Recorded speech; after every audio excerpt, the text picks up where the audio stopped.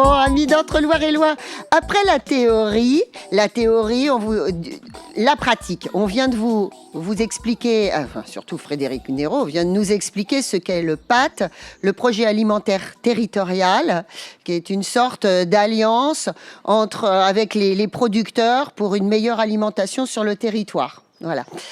Et donc, Frédéric Nérot, président du PETR, a eu envie de nous faire rencontrer deux producteurs qu'il connaît bien. Il faut dire, Frédéric, vous êtes souvent habillé bizarrement d'ailleurs pour venir voir vos producteurs, parce que vous êtes souvent à la rencontre des producteurs sur ce territoire. Bah oui, parce que bon, notre PETR recouvre un territoire très rural dans lequel l'agriculture sous toutes ses formes, qu'il s'agisse de la culture, du maraîchage, de l'élevage, occupe une place importante. Et c'est vrai que j'essaye d'être au maximum en contact avec ces producteurs. Alors aujourd'hui, nous sommes avec Bruno Guillaume. Allez, venez Bruno. Je ne mords pas, comme vous dirait Pascal Weber. Pourquoi est-ce que vous avez choisi Bruno Guillaume ce matin ? Parce que j'ai eu l'occasion de visiter il y a quelques mois son exploitation et que j'ai été très intéressé par le contact que j'avais eu avec lui, par les explications qu'il m'avait apportées. D'une façon générale, vous savez qu'on cherche beaucoup à encourager tout ce qui concerne la vente directe. Or là, on a vraiment une activité de vente directe qui marche très bien et qui est vraiment conforme à ce qu'on voudrait développer dans ce territoire. Donc c'est pour ça que j'ai pensé qu'il serait bien que vous le rencontriez. Alors Bruno, vous êtes donc, vous proposez cette activité de vente directe de légumes depuis 2015 ici au Bignon Mirabeau. Oui. Voilà. Comment c'est venu l'idée ? Au début, c'était peut-être pas évident parce que, dites donc, 2005, ça fait 7 ans. Il y a 7 ans, vous étiez un tout petit peu pionnier quand même. Oui, faut vraiment avoir voulu. Mais il y a Monsieur Nérot m'avait déjà aidé pour m'installer déjà. Voilà, on avait eu une subvention de 2000 € pour commencer à acheter le matériel. Parce qu'il faut du matériel pour travailler. Qu'est-ce que vous faisiez avant, Monsieur Guillaume ? J'étais magasinier à Butte-Nemours. Ah oui. Donc c'est une reconversion. Oui, entièrement, oui. D'accord. Il y a combien de serres ici ? Quelle est la quantité produite ? Des serres, il y en a 6. Oui. Quantité produite en tomates, pour vous donner une idée, à peu près 3 tonnes. Il y a 1200 pieds chaque année qui est fait. Voilà, puis après il y a les salades et tout ça. Bon. Alors, vous n'êtes pas en bio, vous me l'avez dit tout à l'heure. Non, mais je ne traite pas. Mais j'ai pas la marque bio.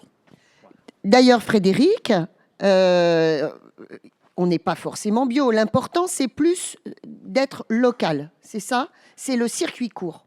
Bien sûr, il s'agit d'encourager les productions locales, respectueuses de l'environnement. Bon, on sait que le bio y participe pleinement, mais pas que le bio.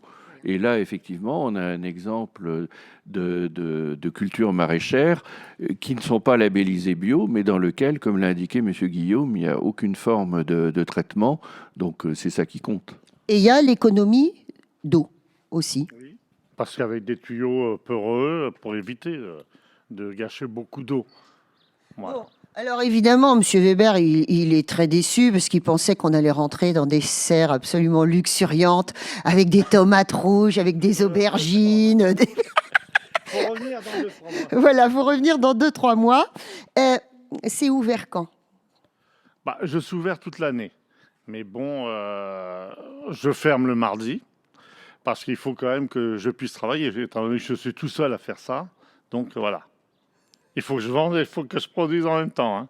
Mais vous avez quand même été toujours jardinier amateur avant de devenir professionnel. Mes grands-parents étaient à Artenay, ils étaient paysans à Pâté, à côté d'Artenay.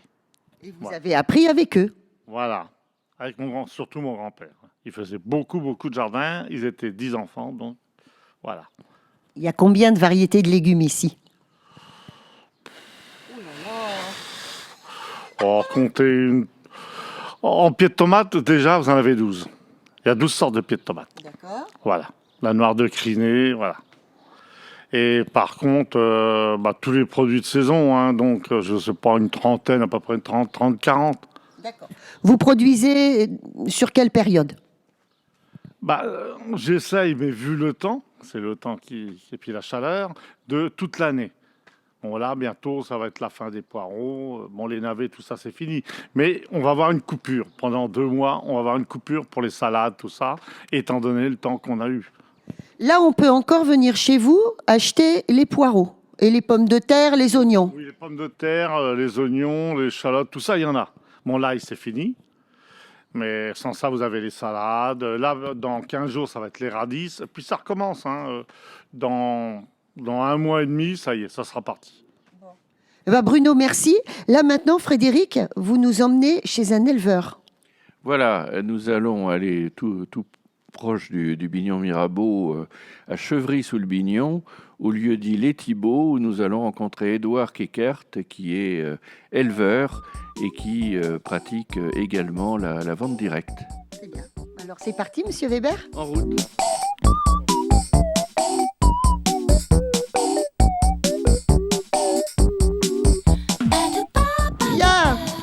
Amis d'Entre-Loire et Loin, nous sommes toujours en compagnie de Frédéric Nérot, président du PETR. Nous avons parlé du PAT, le projet alimentaire territorial. Et pour l'illustrer, nous venons à la rencontre de producteurs. Tout à l'heure au Bignon Mirabeau, c'était avec Bruno Guillaume qui produit des légumes. Et là, tout de suite, c'est avec Édouard Keckert qui est jeune éleveur à Chevry sur le Bignon.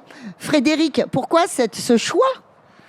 Il me semblait important, dans le cadre de ce petit tour d'horizon, en quelque sorte, qu'on fait sur le projet alimentaire territorial, d'aborder après le maraîchage l'élevage, hein, parce que c'est une activité qui, même si elle n'est pas prédominante dans l'agriculture gâtinaise, est quand même importante et qu'on souhaite voir se développer au cours des années qui viennent. Et donc, il me paraissait vraiment important de voir un éleveur, et de surcroît un jeune éleveur, qui est d'ailleurs impliqué aussi dans le mouvement des jeunes agriculteurs du Loiret, afin qu'il nous explique son expérience, son activité, et vous verrez, il a des choses très intéressantes à nous dire. Merci Frédéric, à bientôt. On vous laisse vaquer à vos occupations multiples et variées, on aura le temps d'en reparler. À bientôt, ça sera avec plaisir. Bien, Édouard. Édouard, on est face à vos belles limousines. Il n'y a pas que des limousines, il y a aussi des charolaises. Racontez-nous.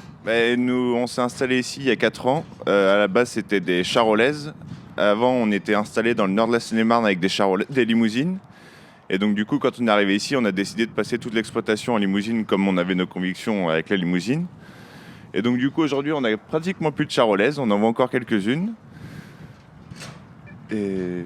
Ici, ça s'appelle, votre exploitation, votre entreprise, je ne sais pas comment on dit, s'appelle les Belles Rousses. L'élevage des Belles Rousses, oui. C'est par rapport aux limousines. Et comme on fait de la vente directe, c'est un nom qui sonne bien aussi. Voilà, ça y est, vous avez dit le mot-clé, vente directe. Alors, où est-ce que vous vendez directement aux clients? On vend sur la ferme toutes les 3 semaines environ, sauf l'été quand on est en moisson, parce qu'on n'a pas le temps. Et après, on vend ici à Chevry-sous-le-Bignon, là où on est installé, et on vend aussi sur l'exploitation de nos parents dans le nord de la Seine-et-Marne, à Compan et à Conches-sur-Gondoire. Et après, en plus de ça, on revend chez des producteurs locaux qui nous font de la revente. Voilà, j'ai vu il y a une petite remorque à l'entrée dans la cour. C'est quoi cette petite remorque? C'est notre remorque frigo pour stocker la viande pour la vente directe. Et pour pouvoir emmener la viande sur les autres exploitations et sur les autres points de vente. Alors, ce qu'on voit là, c'est que les bestioles, magnifiques, elles sont en train de manger du bon foin. L'alimentation, elle est produite à 90% sur l'exploitation. On est presque autonome. On n'achète que de la pulpe de betterave qui vient de moins de 8 km de l'exploitation. On essaye d'être le plus autonome possible et le plus court. Au moins, on sait ce qu'on donne aux bêtes. Et... Édouard, vous avez quel âge? J'ai 30 ans. C'est un challenge d'être éleveur encore à l'heure actuelle? Ou encore, ou simplement à l'heure actuelle? Non, pas vraiment, parce que là, je suis installé avec mon épouse. Donc, on est tous les deux à travailler dans les animaux et sur les cultures. Et non, aujourd'hui, on a quand même un très bon suivi dans la région et dans le département. Il y a un très bon suivi pour l'élevage qui pousse à refaire de l'élevage. Il y a des choses qui sont mises en place comme Osons l'élevage pour pouvoir permettre de refaire des troupeaux et se remettre en route pour refaire un peu de dynamique d'élevage. Le troupeau, c'est combien de bêtes? Combien de têtes, comme on dit? Là, actuellement, on a 70 mères. Donc, on fait à peu près 70 vélages dans l'année. Donc vous faites du veau, vous faites de la génisse, vous faites quoi? Comment on vend? Qu'est-ce qu'on vend? Sur l'exploitation, on vend des vaches, des bœufs et des veaux aussi en vente directe. D'accord. Il y en a un qui est sorti là-bas. Ça arrive. Ça arrive, là, on est à 15 jours de la mise à l'herbe parce que l'hiver, les bêtes, on les rentre pour pouvoir faire les vélages et suivre les veaux aussi, et pour la mise à la reproduction.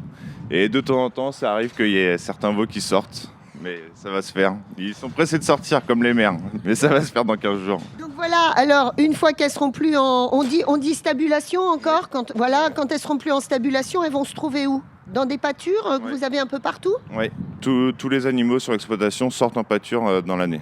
Et elles vont rester dehors? Oui. Qu'il vente, qu'il pleuve. Les animaux résistent à l'eau, à tout ça. Non, mais on a tout autour des prés, il y a des haies, des arbres, donc ça coupe du vent et ils sont à l'abri. Et même à l'abri du soleil avec les arbres. Mais les animaux ont besoin de sortir, c'est naturellement pas forcément fait pour rester toute l'année en bâtiment. Mais nous, après, on a des prés qui portent pas forcément et il n'y a pas assez d'herbe pour pouvoir les garder dehors tout l'hiver. Oui, bien sûr. Bon, vous êtes secrétaire général des jeunes agriculteurs, Édouard? Oui. C'est ça? Secrétaire général des jeunes agriculteurs du département et en plus responsable de l'élevage. Donc c'est aussi pour ça que je suis là-dedans. D'accord. Et je pousse là-dessus pour relancer Osons l'élevage et éleveurs engagés qui est une mise en place, ça se fait dans d'autres départements. C'est pour pouvoir vendre les bêtes directement aux grandes surfaces et sans intermédiaire. Où il y a juste l'abattoir qui est l'intermédiaire. D'accord. Vous avez l'intention de développer encore votre exploitation, de rajouter des bêtes? Comment c'est possible ou pas? Ou est-ce que vous êtes au taquet? C'est largement possible, mais c'est pas du tout une volonté. Parce qu'on est plus dans une démarche à faire de la qualité sans forcément avoir un nombre de bêtes important. Après, nous, on est plus dans une démarche où on fait quasiment pas d'antibiotiques, vraiment en cas de problème. La nourriture, c'est sans OGM. On essaye d'être, vraiment faire de la qualité. D'accord. Et alors, la qualité, on l'achète quand? C'est quoi les jours d'ouverture ici? Il n'y a pas vraiment de jour d'ouverture, tout est par commande. En passant par notre adresse mail lesbellesrousses@gmail.com et sinon sur notre page Facebook où on met les ventes dessus. Merci, c'était bien. C'était bien. Merci, c'était bien.